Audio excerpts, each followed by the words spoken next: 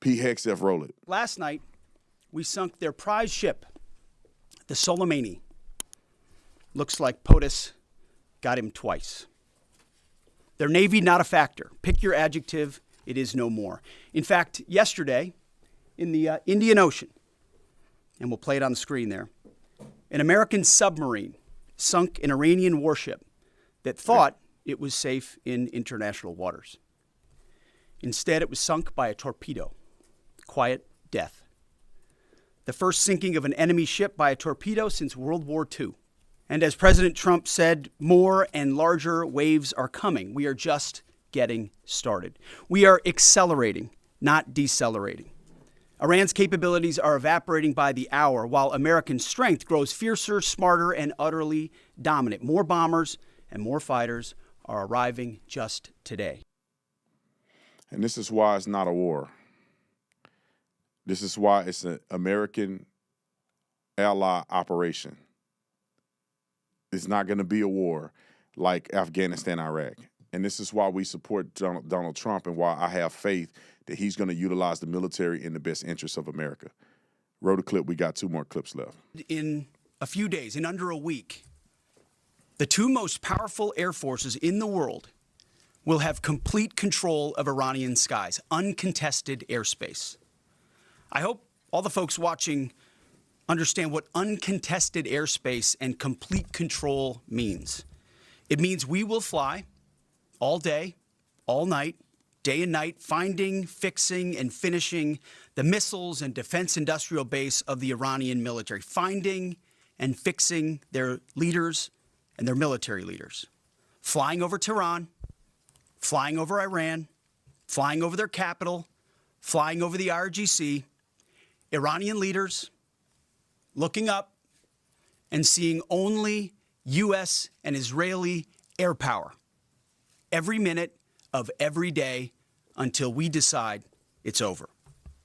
And Iran will be able to do nothing about it. B-2s, B-52s, B-1s, Predator drones, fighters, controlling the skies, picking targets. Death and destruction from the sky all day long. But I liken Iran's predicament to a football team who scripted the first 20 plays of a game. The team knew what plays to run because their first few drives were scripted. But now that the game has started and the blitz is on, they don't know what plays to call, let alone how to get in the huddle and call those plays. Iran's senior leaders are dead. The so-called governing council that might have selected a successor, dead, missing, or cowering in bunkers, too terrified to even occupy the same room. Senior generals, mid-level officers, enlisted ranks, they can't talk or communicate, let alone mount a coordinated and sustained offensive. That's not great for morale. The Iranian Air Force is no more, built for 1996, destroyed in 2026. The Iranian Navy rests at the bottom of the Persian Gulf. Combat ineffective, decimated, destroyed, defeated, pick your adjective. So I want to show y'all just a little bit of what we're doing operationally. P. Hegseth is a boss. I like his approach. I like his demeanor. That's America first. We told them they cannot have nuclear weapons, and they keep playing, so they found out the hard way. Like Kennedy said, they flipped the coin, won the coin toss, and chose to receive. So that's what you get. And I hope that we can be operational with minimal American lives lost. We're fighting for our freedom. Marjorie Taylor Greene, what happened to her? I want y'all to put this together. You have seen the transition of so many people, and you have to ask yourself, what is the consistency or the consistent nature of these people changing? You have Candace Owens changing. You have Marjorie Taylor Greene changing. Megyn Kelly changing. Tucker Carlson changing. You got Massey and these other nut jobs that are changing. Why are they changing, though? This is not, they didn't just have an epiphany. The same information that's provided to me and others are provided to them as well. But why are they changing? And I'm telling you right now, it's because of it starts with their hatred towards Israel and the Jewish people, and then just matriculate down to every single thing they do is just completely nonsensical.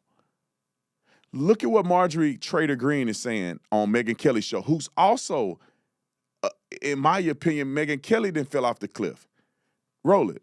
It is absolutely America last. It's the same America we've seen. last. What is happening to the man that I supported, the man that denounced what happened in Iraq? The war in Iraq was a big, fat mistake. No more regime change. Promise it on the campaign. A year in, and we're in another war, and we've got American troops being killed.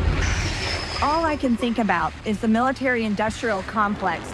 Those guys are lighting up their cigars, drinking their whiskey, and patting each other on the back because all they can think about is how much money they're going to make off the American taxpayers, making bombs, building new aircraft, building new drones, and building all kinds of military equipment. Time out, bro. I was going to let her finish. She got 50 seconds left to finish. I'm going to let her finish.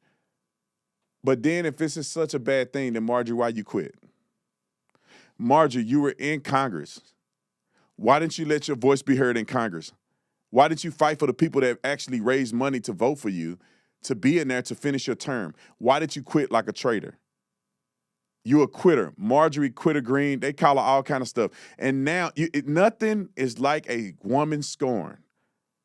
I'm telling you the truth, dude. If you want somebody to stab you in the back with a double-edged sword, you turn a woman or scorn a woman by not giving them an opportunity they think they deserve, by showing that you appreciate another woman greater than you appreciate them.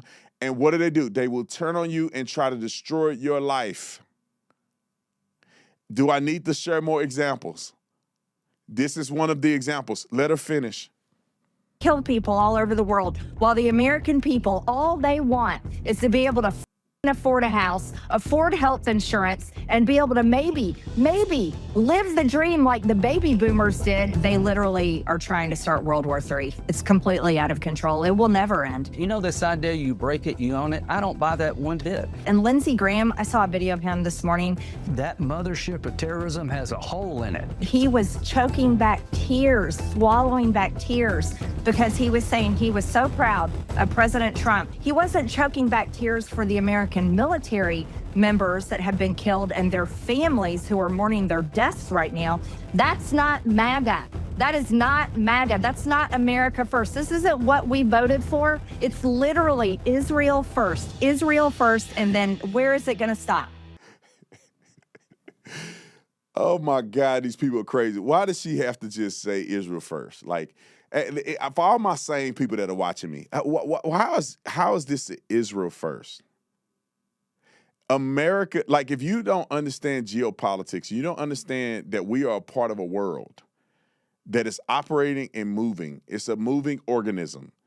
And if we try to act like that in America, we could sit on an island and be isolated from what's going on in the rest of the world, listen, the interests of America, both foreign and domestic, that's what you sign up for when you join the military. It's not just domestic. If you want to deal with domestic affairs, you need to be a police officer or somebody that only fight for the country's interests domestically. We fight as a nation, or our military fights foreign enemies and domestic enemies. So if you see a country like Iran that have killed Americans, carpet bombing them, killing them through proxy wars and these proxy terrorist organizations that are not only affecting us, but they're affecting our allies in the region and affecting all the other allies that want peace. They're bombing the UAE. They're bombing Israel. They're bombing assets all over the Middle East because of America. They hate America. To be honest, they're showing what their plot was from the very beginning. They will bomb American assets no matter what. Why don't we cut the head of the snake off so we can have a peaceful environment in the Middle East? And peace in the Middle East is peace to America. You cannot think that you can sit in America and only focus on America and let that start brewing over there. Then once that milk spill over, it's going to waste on you. So you handle it over there so it never comes over here. It's really that simple. Do we have another Marjorie Taylor Greene clip? Let's roll it. He said to the New York Post today that he doesn't care about the polling. He doesn't care about what the American people think, and he may put troops on the ground. He took this is going to be a few-day war, to now it's going to be maybe 4 weeks or more. I want to say, what is happening to the man that I supported, you supported, the man that denounced what happened in Iraq, the man that said no more foreign wars, no more regime change, promised it on the campaign. J.D. Vance promised it. Tulsi Gabbard promised it. All of them promised it. And we're a year in, and we're in another war, and we've got American troops being killed. I think it's time for America to rip the Band-Aid off, and we need to have a serious conversation about what the is happening to this country and who in the hell are these decisions being made for, and who is making these decisions. So you say a couple cuss words, and you I don't know, do makeup and put your hair down, and that's supposed to do something for you. It's ignorant to me.